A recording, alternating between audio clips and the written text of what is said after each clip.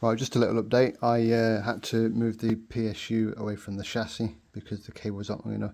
I do have two 24-pin extension cables on the way, so eventually I'm going to be able to reseat that PSU, but I just thought I'd show a test boot.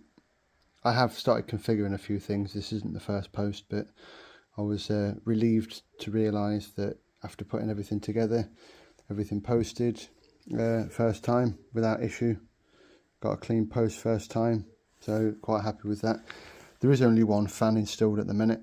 I'm going to install more, although as things are, I've still not done cable management, but the system's idling at around 36 degrees solid, so quite happy.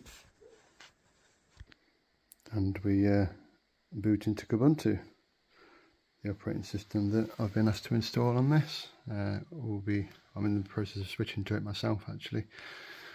Leaving Windows behind, I think it's about time.